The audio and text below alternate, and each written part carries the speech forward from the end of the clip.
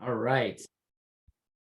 Welcome to Group Coach Magic's weekly podcast, broadcast, live cast. Welcome if you're watching us on Facebook. We love having you with us, and we go live every week with a topic related to group coaching. And today's topic, we have a quote for you to kick us off. Rob, why don't you tell us what the quote is? Yeah, so the quote is, if you want to go fast, go alone. If you want to go far, go together. And that is a famous African proverb. And I've heard it quoted a long time, and it's finally sinking in. Like, why is that important? So, yes, it's one that sometimes you hear these things and they kind of stick in your mind, and then afterwards it's like, oh, that's what they mean. So we're going to talk about that today a little bit. Yeah. So what do you think it means, Rob? So the thing that I'm realizing, and it's interesting because I wouldn't have expected there's been so many unexpected gifts of the partnership that you and I have created, and then the partnership that we created with the members of our mastermind and the Surefire group coaching system, and things that I couldn't have even known would occur ahead of time. So just going backwards a little bit, like the thing that I noticed about working together and not designing alone is you think, oh, if I can do X in a certain amount of time, if I get somebody to join with me, I can do 2X. And it doesn't work that way. It's actually a 10X. It's dramatically faster.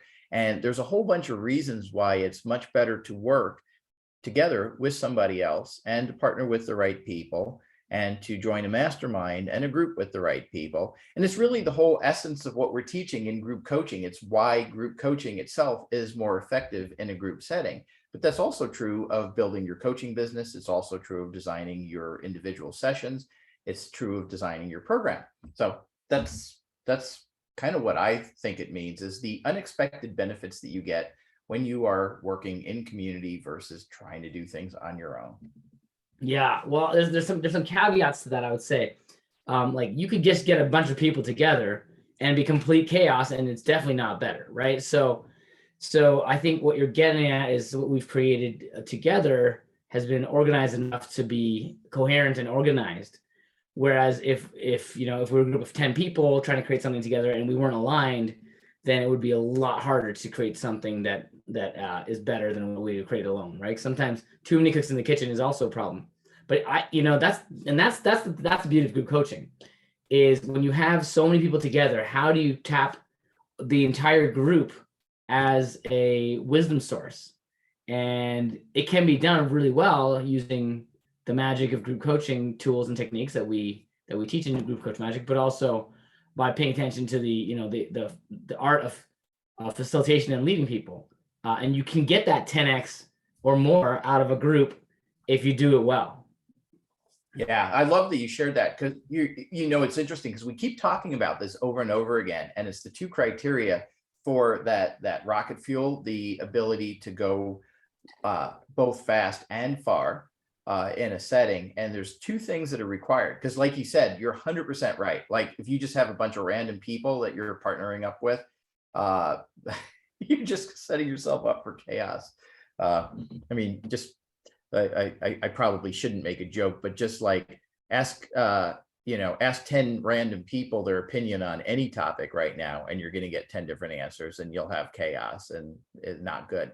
So what are the two factors that create that? And it's the same thing that works in the group coaching dynamic, which is you have to partner with people that have a similar aspirational mission as you do. It doesn't have to be exactly the same. Like, your life mission and their life mission can be a little bit different, but on the topic that you're partnering, your aspirational mission has to be the same, or else what are you doing? Or it has to become the same at some point, or else chaos, just as you were talking about. And then the other thing is, as you're partnering with people, you also want people with similar shared values. Because when you have a deep contradiction of values, it's just you can't work well with people with dramatically different values. Just like you shouldn't be in a relationship with people who have dramatically different values. You probably shouldn't even be working for companies if the company's values are dramatically different than yours. Well, And the third element, shouldn't is a very strong word. I've definitely had relationships of all kinds with people who have dramatically different values. I will say it's a lot more challenging, a lot less fulfilling to try and maintain a relationship with people who have dramatically different values, or to be in a company long term with a company that doesn't share any significant overlap of values. That can be really challenging and burn you out fast. But shouldn't is a very broad word. yeah, yeah, It depends. It depends. yeah, yeah. The other element that's important to have when you're looking for partners is similar skills, like a similar level of skills, but a different set of strengths and competencies. And that is one of the dynamics that really creates a powerful upward spiral when you're working with people. If they have complementary strengths to yours, they help shore up some of the gaps in knowledge and skills that you have, and they will help to elevate you because you're learning from them constantly. And then you'll, of course, turn around, shore up their gaps, and also help to elevate them. So it becomes an upward spiral where then that's where you start getting a lot of that 10x type quality by working together. And that is like also true. Like if you have blind spots, they can see those blind spots, right? Like with Yeah. you and me, we see very different perspectives on some things, and we notice what the other person's missing a lot, which is actually why some of our designs can be really enhanced. Because like when I'm designing, like I'm missing a bunch of things that you would normally catch, and vice versa, right? Yeah. Yeah. And I'll just give an example of that. We're designing group coaching sessions, and Rob, I would say you're better at the high level arc and the overview, but I'm better at the sort of detail of like thinking through the specifics of it. Like how would we accomplish that in the narration and the instructions, and in like sort of optimizing, in our design framework, use the overview and I'm the optimizer. But we've been trading and seeing how we can improve our skills by learning from each other. But that'd be our natural tendency. Would you agree with that? Yeah. Yeah. And so, and this is where those things are, because, and I'll just be completely transparent. Like when Daniel and I partnered with each other, he had a lot of ideas that I'm like, why are we doing this? This is silly. I mean, like literally, I was thinking it was silly. And I think I might have shared that with him once or twice. The quote, here I was coming up with a quote early in the session, but Daniel first introduced the idea of having quotes or having jokes. And I'm like, why are we doing this? Like, do we really need quotes? Like, why don't we just teach and everything? Then I realized the quotes actually gave people a really powerful frame of reference. So it's like, okay. But I had enough trust in Daniel that I would accept his suggestions, and in accepting his suggestions and watching what happens as an experiment, I'm like, this works really well. The other thing that he did that I thought was, I don't know if gimmick is the right word, but like everything had acronyms and frameworks, like we have our GPS for starting out sessions, grounding, positive frame, and sharing. That's in our sessions. And it's like, why do we have to name everything? And then I realized as soon as you start naming and putting them into frameworks, it's a powerful mental model that people can follow and relate to much more easily. And it's like, this works great. Now I would, something I learned from you that is like, I wouldn't be without them. Like, of course you're going to create frameworks, and of course you're going to name them something that people can remember, because that makes it easier to package in the program. But without having worked with Daniel, I would have been off designing my own training coaching program and completely missed those really critical key points that, in partnership, it's like, I have that level of trust. I'll learn it, I'll experiment with it, and hey, great idea. And you may have learned some things from me that you didn't know when we first started partnering that. Oh my God, so many things. Yeah, I don't even know where to start, Rob. Just the level up of like how to design sessions. Like I would still say you're significantly better than I am at the overall arc of design, but thinking through like how to do, okay, so meditations or visualizations, I never used to do those. I mean, I barely did them in individual coaching. But once I saw you doing them and how masterfully you are at them, I've actually learned some of that skill, and now I do them in my individual coaching as well as in group coaching settings. And I think what I learned from you in that is like, if you take the time to get people to visualize or get grounded into something that is relevant to where we're going, and that is like related to it, then you can really, 10x the experience for them in terms of transformation or how powerful it is. And I would say like, I have actually done several of those myself now in Good Coach Magic, and I think I'm getting the hang of it. I would say like you've leveled me up significantly there. But I just want to go back to a second, like the frameworks thing. Just because I come up with frameworks doesn't mean they're all good. If I remember, the Shaft was framework SHAFT. I can't remember what it stands for now, but that was an example of a framework that I came up with that we didn't end up using much beyond the first couple of times we tried it out. It was hilarious because it's spelled Shaft, but as it turns out, it wasn't a really memorable framework because I can't even remember what it was right now. And my secret to frameworks, Rob, is come up with frameworks and acronyms for everything, and just keep on doing it until people say like, "Oh, that was really helpful," and that's how you know that one's good. It's like write a lot of songs, and if people like that song, then that's one of your greatest hits. So like you got to throw enough spaghetti at a wall till something sticks, or don't be like amazing, be prolific. Just like make a lot of stuff. Yeah. And And it works. And I'm glad that you brought that up, because one of the things we're talking about, we're talking about never build a business alone. We're also talking about designing sessions. But the thing that we're talking about is not just the dynamic of Daniel and Rob partnering with each other to create Group Coach Magic. We're talking about the dynamic of you partnering with your clients and listening to them. And what Daniel was just sharing is a perfect example of that.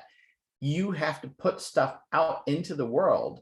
And if you have a very safe cultural environment for your members to give you feedback, then you're constantly hearing what works, what doesn't work. You're constantly upgrading, and you're doing it dramatically faster, iterating with people who are in a similar journey, who are interested in what you're doing, who are interested in your success. And it really is rocket fuel. Like the how solid Group Coach Magic is right now would have been completely impossible if Daniel and I weren't open to the feedback of putting stuff out there and then saying to people, "Hey, how did that work?" And creating such a safe environment where they could give us the really harsh feedback, where they could basically say, "That just totally didn't work for me, and here's why it didn't work." So they weren't necessarily being critical, but we made it safe. And then one of the things, and this is verging into another topic of how to accept feedback from people. But one of the things that we did was we made it safe so that people could share feedback. They tested us, because sometimes when you say things that seem negative or harsh, people are like used to getting defensiveness or slapped down or being made unsafe in some way. But we made it very safe. We took the feedback, and then we turned around and implemented the feedback that we got, and they saw us improving. And as soon as you take feedback in a non-defensive way and improve as a result of it, then the trust is, like you're solid, like you have customers for life in that mode. But the thing that's happening is you're getting dramatically better at a much, much faster rate, like 10 times. And it's interesting because in a lot of ways, that's become the secret sauce of Group Coach Magic, is our ability to accept feedback in real time with our members, and to make it okay for them to give it to us, and then have them see us improving with the feedback that we're getting from them.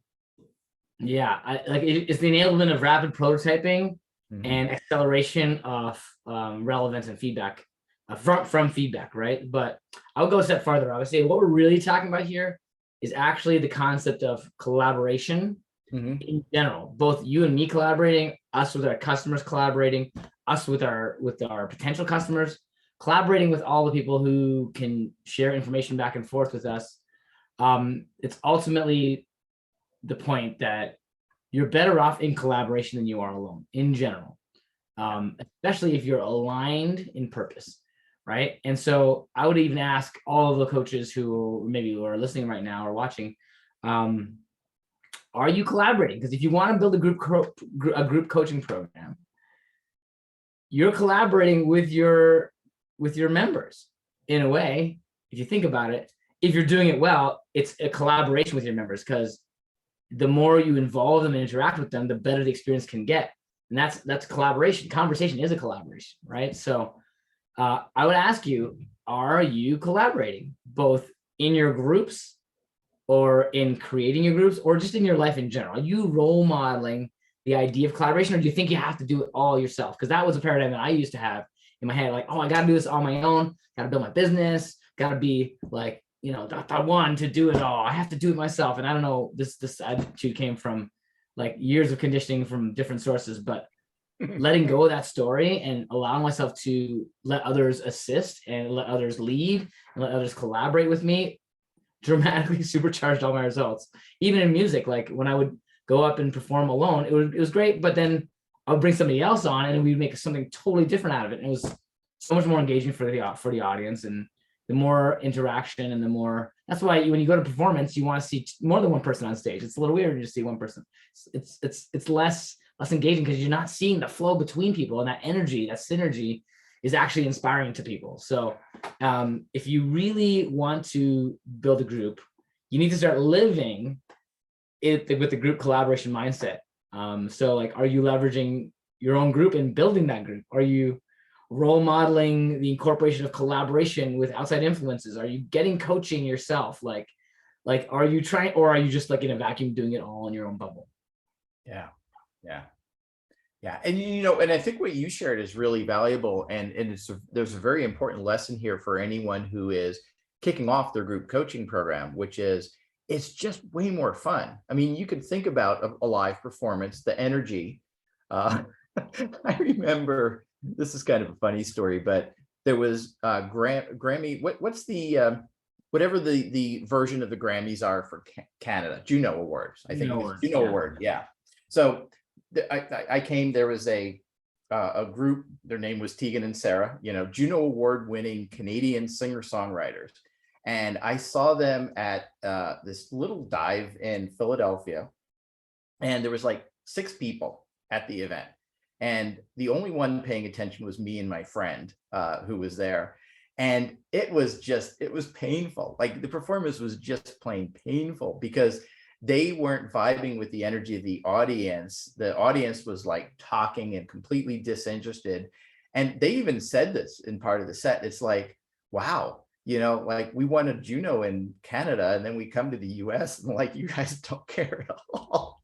And it was just, like it wasn't fun. But compare that to a concert where like everybody's standing up and they're dancing and cheering, and then they're giving energy to the performer, and the performer is feeding that energy back to the audience. And there's this beautiful cycle, and it just creates this upward swell of like, oh my gosh, that was the best concert ever. It was like, yeah. If I was them, what I would do in that environment. Yeah, 6 people, 4 of them were talking and blabbing. I would call on them. I would say, hey, you with the rat with the hat. And they'd be like, what, me? Yeah, because you're on stage, or they're going to listen. At first, they're like, could you come up here? Yeah, come on up. And then their friends will be like, yeah, cheering them on. And you give them a tambourine or something. You have them play a note on a keyboard. And then you bring somebody else and do something. And then they're all interested. And then your next song, they're going to listen to, right? But it's because that you involve people that they pay more attention. And if you involve them in group coaching, if you involve people in the process of their own transformation, where they're the ones participating and performing for themselves in a way, you get them to build their own movie or their own performance or their own album set, whatever analogy you want to use. And that allows them to transform more quickly because there's less resistance if they're the ones involved, right? If they're the ones creating it. Yeah. But the thing that's interesting is just how much more fun. That's what I'm thinking about. So like Daniel and I, Group Coach Magic was born out of a conversation where I was just catching up with people at the beginning of the pandemic. And I made a comment to Daniel that I'm capable of building a coaching business on my own, but it wasn't fun and I didn't want to. And he's like, yeah, me too. I don't want to either. Let's partner. So, but we never knew from that conversation the level of fun and how much further we would go and what we've been able to create since then. And getting back to the original point with group coaching, the thing that I realized is so many people who are right now considering doing group coaching feel as though there's 2 things we hear often. They feel as though they have to first get good at one-on-one coaching. And then when they've really developed their skill as a coach, doing it one-to-one, which is saying doing it the hard way, the less effective way, the more time-consuming way, the lower revenue way. And doing it that way until you burn out. And then when you're close to burning out, then you're going to be really good. And then you'll be able to go to group coaching. So we're like okay, why is that better? I'm confused. So I that's like the- one thing. But then the other thing is they think that they have to figure out how to do the group coaching. So they finally get to the point where they are burnt out and they can't continue to do this anymore. And then they're like, oh, I think now that I'm a good coach, I can figure this out on my own. And to that, I would say, you can. It's probably going to take you the 2 years. It may take you the 400 or 500 sessions that we've done, and collaborating with a group of people. Why do that? Like, why not join? Like, there's a party going on with people who have figured it out. You can go so much further and so much faster, both by being in collaboration, just as Daniel was saying. It's like, you're welcome to do things the hard way, but why would you want to? Yeah. So if you don't have support in your group coaching journey, that's what we're here for, to support you in that journey. And there's a lot of really easy tools and ways to ramp up your group coaching. And if you are, if you're interested in going faster and farther in group coaching and becoming a group coaching master, so that you can ramp up the level of transformation and impact you can have with your group members. And as Rob said, it's definitely harder not to. Then join us here at Group Coach Magic. Join us for the Surefire group coaching system, so that you can learn the foundations of what that takes and how to make your group coaching sessions a lot more engaging and therefore transformative. Absolutely. So All right, I think well, that's thank a you for great way to play, the great way to wrap things up. Yes, and so if you're interested in that at all, just you can type "interested" in the chat, or if you listen to this on a podcast, contact us at hello@groupcoachmagic.com, and we'll get back to you. And keep an eye out. Subscribe to our email list at groupcoachmagic.com. Keep an eye out for the Surefire group coaching system, which we're going to be reopening soon. And we look forward to seeing you. And we go live every Monday around 3:00 p.m. Eastern time. Today we started a little late. With all sorts of content related to group coaching, and we often will have guests on our podcast here. And next week, I believe, Rob, are we having a guest on next week? Not positive yet, but it's going to be fun, one way or the other. It's going to be confirmed for next week or week after. So sometimes we have guests, and it's going to be really fun. So join us then, and until then, keep your group coaching magical. All right, bye everyone. Send you out with a virtual hug. Bye.